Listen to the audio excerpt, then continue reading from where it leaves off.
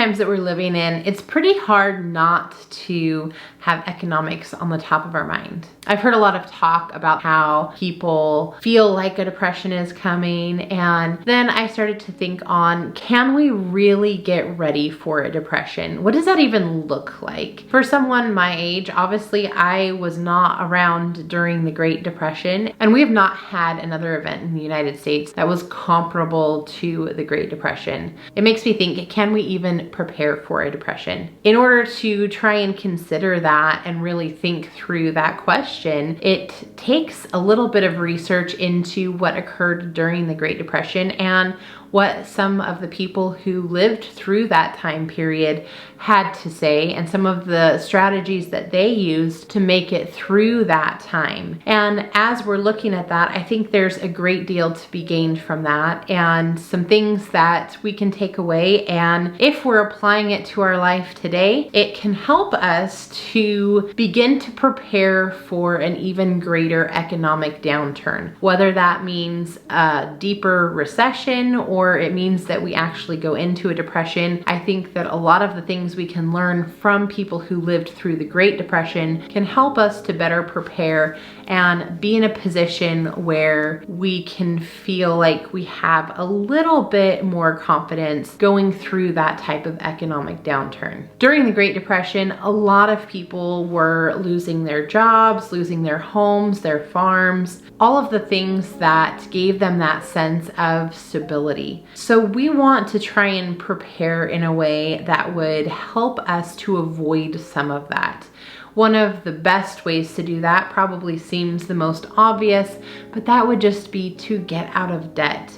One of the differences between today's society and the society of the Great Depression, even though debt did come into play during the Depression, it is much more prevalent today. We have a lot of people who have many items that they owe money on, between their home, their car, debt on their credit card. A lot of people owe a lot of money to credit lenders. One of the best ways that you can increase your own financial security is to pay down debt. The longer that we wait to get started on paying off debt, the harder it's going to be. Hopefully, if this is an area that you need to work on, hopefully you've already started working on paying down your debt. If things continue at the pace that they currently are, we are likely to lose some of that ability to pay down debt as quickly. So the faster you could get an action plan in place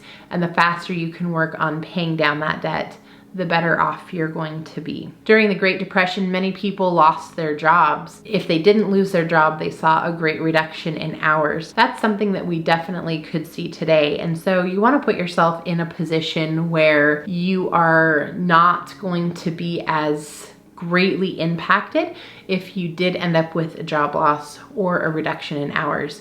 So in addition to paying off debt, the next thing would be to make sure that you have some type of emergency fund. Inevitably, things that can go wrong will go wrong, and usually all at once. It seems like they kind of like to pile on each other.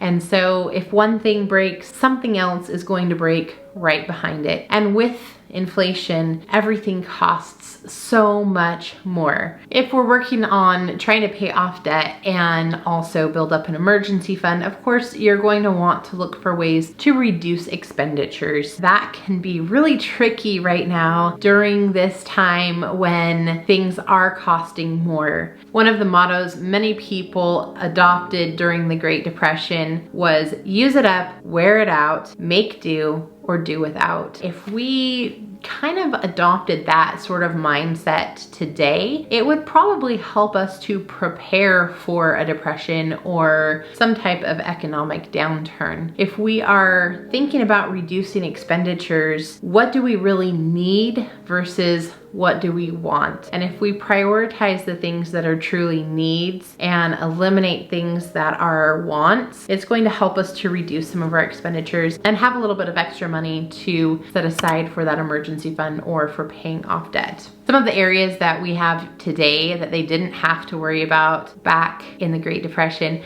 would be things like streaming services or subscription services. Sometimes you get signed up for something and it sounds like a great deal, and so you're subscribing to it, you're getting items every month, but then you find out you probably really didn't need that many items, or some subscriptions, they don't actually send you something, it's just something that you access, and then if you forget about it, you're not using that service, and so you're continuing to pay for it, but you're really getting nothing in return. And those kinds of things would be areas where you could start reducing expenditures. Another way that you could reduce your expenditures would be to raise some of your own food, whether that's growing a garden and putting up some of your fruits and vegetables and preserving those so that you have them later, or maybe you have chickens or livestock on your homestead. Those would be great ways to go ahead and supplement your food so that you're not having to purchase as much, thereby reducing some of your food expenditures. Along that same line, it's really important to start or expand your pantry. This is something that a lot of families had during the Great Depression. It's something that really helped a lot of people because they had things on hand and it reduced some of their expenditures. Anything that you can purchase today is going to save you money because it's going to cost more tomorrow. If you have things set aside in the pantry, hopefully you've been able to purchase some staples, which are going to allow you to cook many different meals without a ton of different ingredients. It also allows you to purchase items when they're on sale versus always having to get something at full price. Having a pantry also saves money by reducing your gas bill. So if you have things on hand, you're not having to just run to the grocery store and pick up one or two items. You're going to already have them in your pantry and available for use. So it can save you money in that way as well. If you have a pantry, it also encourages you to go ahead and cook from home. If you're going out with friends and a sandwich and fries cost you $16, you probably could have made that sandwich at home for much less. And that's even with purchasing a loaf of bread that is really high right now. Cooking at home is going to save a lot of money. Another thing to consider is that when times get tough, it's still important to have some type of leisure or recreational activities. You want to try and find ways to still have fun, even though things might not be the way that you want them to be. So a few ideas I have for this category would be to look for free or low cost things that you can do with the family. A lot of community events are free. A lot of times you can find community parades or festivals. Sometimes the library will have free activities for the kids. You can find a lot of hiking trails or parks that you can go to that are inexpensive or free, and it just costs you the gas to get there, but at least it would be something fairly low cost that you could do with the family. Sometimes you can find free community concerts that allow you to still get a little bit of that culture while also giving you opportunity to save some money at the same time. Build up your stock of games and puzzles. Oftentimes today we are relying a lot on technology, and that's not something that they had to think about during the Great Depression. If we're looking for leisure activities, but we want to maybe save money in the electricity side of things, or anymore, we're talking a lot about having rolling blackouts in areas because they don't have the power to provide the electrical needs for different communities. If that's going to happen, you want to have something on hand that doesn't require power. And puzzles and games are a great way to have that fun activity that you can do with others in your household. Games and puzzles are relatively inexpensive at yard sales or thrift stores, and so this is a great place to add some of those to your collection. The other thing would be to have books. Now, I know some people like to read books online, which is totally fine if that's something that you enjoy doing, but you do want to make sure that you have some hard copy books on hand. Again, just in case you don't have electricity when you want to be able to read or when you need to be able to read. So one of the things that I like to keep on hand for sure would be my informational books that I want to be able to reference back to. It's not something that I want to have to look up online every time. Now, obviously I'm sending this YouTube video out over the internet, so I am not opposed to technology at all. And YouTube has so much information that you can really find practically anything that you need. But you do want to make sure that you have some type of hard copy on the back burner. You can also check out a lot of books from the library, which is a great free resource to be able to have books to read for fun. And some libraries even have access to audiobooks if you prefer to listen to your books rather than to actually read the book. And then my last category in preparation for a depression or economic downturn would be to use this time to build your skills. People who lived during the Great Depression had a very different lifestyle for the most part than the majority of people who are living in today's society. And of course, there are advantages to things that we do today, but we also have lost a lot of the skills that people had during that period of time when the Great Depression was occurring. And this could definitely be to our detriment because we've become very accustomed to purchasing things rather than being able to do things ourselves, if that makes sense. It's very easy to go to the grocery store and buy our food, for example, rather than grow it ourselves and have the skills to be able to grow it ourselves. It's very easy to hire someone to come in and take care of any repair need rather than figure out how to do it on our own. We just don't have as many of the skills as they might have had during the previous time period. So it got me to thinking, what might be some skills that I want to make sure I have going into this economic time. Some of the basic skills that I think are important for people to have would be, of course, gardening. That's something that we talk a lot about on this channel, and it's something that I believe in very strongly. I think that gardening is such a necessary skill. You have to be able to know how to grow at least some of your own food. There are so many stories of people who have struggled in the area of food, and I have to think to myself, if they just had some skills, would they have been a little better off? Use this time to start growing your gardening skills and honing those in just a little bit so that at least you have something to fall back on.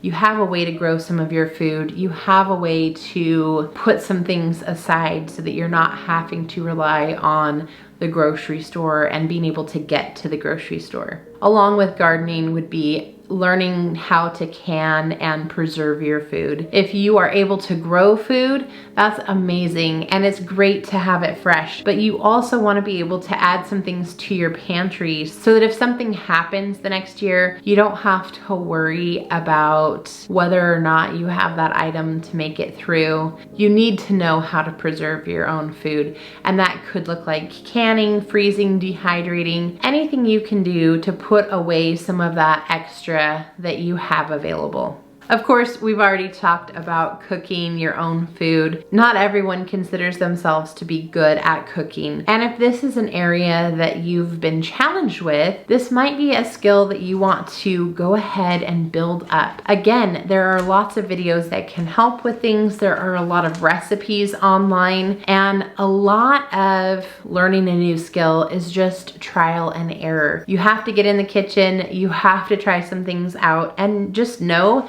that not every single thing is going to turn out perfectly every time, but at least you're building your skills and you're becoming more adept at cooking.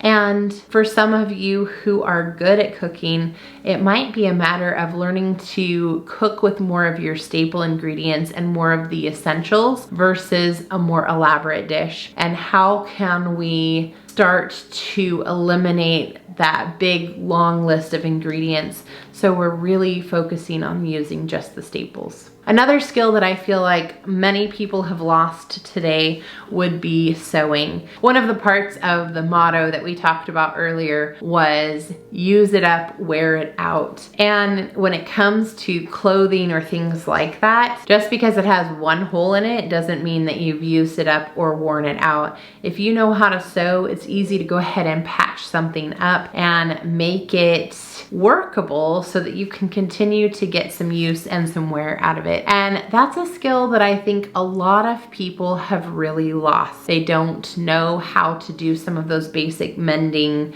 skills, and they don't know how to even put something together to sew something. There might come a time when you want to reuse parts of different clothing items that are mostly worn out, but you want to patch those things together to make something new, and you want to be able to have the skills to do that. Another area that you might want to look at is repair skills. This is something that I definitely am still working on.